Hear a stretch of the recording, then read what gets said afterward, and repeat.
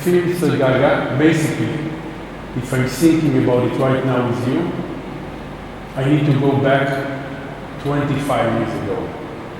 I was a young boy, naive, stupid, no background with dance. Even more than it, I hate modern dance, or I never saw it, and I never heard what is the Cheva Dance Company, and for sure neither I never heard the name of Adna. Cousin of mine told me, "Hey Tomer, you just arrived to Tel Aviv, you are lonely, you don't have better things to do. I leave you free tickets to a show. A new guy came to town, Adna, please go to see the show." I remember myself, I was 21, looking for my way in Tel Aviv street. Nervous, exciting. I felt something big is coming, but I didn't know what is it. And I went inside, and after 80 minutes, and believe me, and I'm honest with you, after 80 minutes, I was a different person. Something huge changed in myself, with my soul, with my fantasy, with the way I was looking around. It's hard to put it into words, but this is the first turning point in my life about the idea. I mean, it was more a fantasy, it was more a wish. Wow, one day I need to meet this guy who created this beautiful piece of art, and I wish to make a movie. Nothing happened. Ohad Naharin at the beginning, almost till the end, but maybe in the last couple of years it was more easy. But Ohad at the beginning refused, and more than refused. Once he took me to the corner and told me, "Tomer, look, it's not personal against you that I refuse to let anyone to make a portrait or movie about me." So I asked Ohad, "So what is the issue? What is the problem? You know, this movie about Alvin Ailey, movie about Pina Bausch, movie about Martha Graham, Maurice Bajar. Why you're the only one who say no, no, no, I don't want it?" So he told me, "Come, little boy." I was still young. And he told me, "Tomer, the reason I choose to be a choreographer, it's not because money, not because successful. I don't know if I'm good or bad. The main reason, maybe the only reason I choose this platform, this form about dance, because the magic of dance is by you see it and it's vanish, it's disappear. You go to see my show and in a minute a movement happen in you don't see it anymore.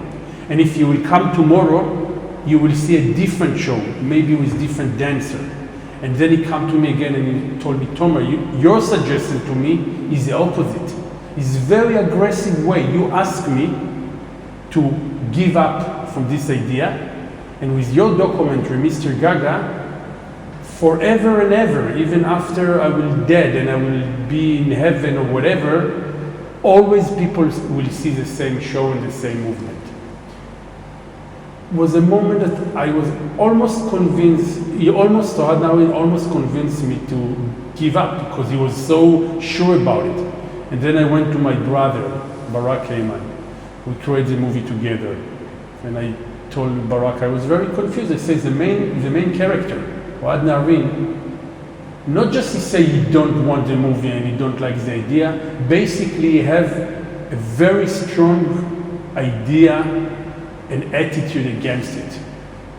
And I think from here it's interesting what Barak told me about it, but lucky we say to Ohad, tomorrow morning we are coming to the studio. You didn't convince us. The way we were shooting and later on editing the project Mr. Gaga was different from usually what I'm doing, because the character is so full of complex and very strong character. In some way, the movie manipulate and use Ohad to take it to the place I want to take the movie. And I will give you an example. It's not a voiceover in the movie. Most of the people are really confused. It's all conversation one-on-one with Ohad. Sometimes I went to Helsinki, I went to Spain, I went to a very small places that I just heard from Ohad, hey, I'm in Helsinki. The day after, Barak told me, take airplane, go to meet him and make a conversation when he's really far from the country, from the group, from the family. And we start to talk.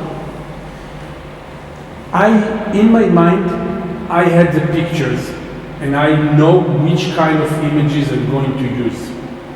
Ohad was very naive about talking about the death of his wife, about the army time when he saw most of his friends were killed and died in the war, about when he was hurt himself, why he left Martha Graham. So by sitting with Ohad, I have a dialogue with him. Later on, I choose to use only the soundtrack, not to show me and him. This was first choice that I'm not appearing in the movie compared to other projects I was involved. And I build it on a few layers. The sound that come from the interview, the dance, and then later on we found this beautiful, strong archive. So it was different because what we try to do in this movie is not to do this very obvious way of telling the story, which is biography. We have one line like this, Ohad as a young boy till he became a father when he was 57. These lines like this, which are the process of creating pieces, which I found very strong. So you go very straight, and in the movie, after a few minutes, the road cut you, and then another road coming to you with the choices of the dance from his pieces. And one of the strongest decisions we made, Barak and me, is that like we don't have any commitment to the original piece. We take from here and we take from here and we take from here, because if you really like to see the dance of Ohad Naharin and Batsheva, go to the studio and go to the theater. We don't give a fight to the theater. If you want to see our interpretation, and if you want to see how my mind read Ohad Naharin, then come to the movie, be confused, lost yourself, and at the end of the movie, I trust you as audience, you are smart enough to make your own conclusion. We started to work on the film Mr. Gaga in 2007, which is 8 years ago. It is a long way, it's a long production, and I think we were lucky or we were privileged to have a very devoted team with us, together with the cinematographer Ty Aziel, that followed the project very enthusiastically and very passionately, because like Tomer by himself felt towards Ohad Naharin, we all felt that we need the time in order to create the piece that we believe can be created. But it's true, it was very, very complicated, and therefore we had 3 different editors, which is very unusual for a film. If you watch any other films by us, it's one editor. You never have 3 editors. It's something very crazy. But because it was so long, it just happened like this. But I think it was good for the sake of the film, because each editor, Alon, Ido, and Ron wrote something different. And it was also interesting because we had, all of us, a different approach to dance. Tomer is a very big fan of dance in general, and for Batsheva Dance Company and Ohad Naharin in particular. I myself, if to be honest, and I said it here in Festival di Popoli 2 years ago in the Rafka presentation, I have to confess, I don't like dance so much. But whenever I go to see Batsheva Dance Company, something is happening to me. And I wished that Tomer will be able, together with those editors, to create a film that will move the audience to feel what I felt in this process of 8 years. From the starting point of someone who doesn't care at all about dance, until now that I was fighting with Tomer to put more dance in the film. As for your question about the complicated, long, costly production, we almost were sure that the film is already ready 3 years ago. But then what happened is that we were lucky to convince Ohad to give us all the archive private footage he had in his basement. He never wanted to let anyone, even the Batsheva dance company themselves, to see it or to use it. And he didn't even remember exactly what's there, but he knew that there are a lot. So we went to the basement in the middle of the night with Ohad. Somehow Tommy convinced him to get rid of his past. We took huge amount of hours of materials, and when we saw it, we realized that we have a treasure.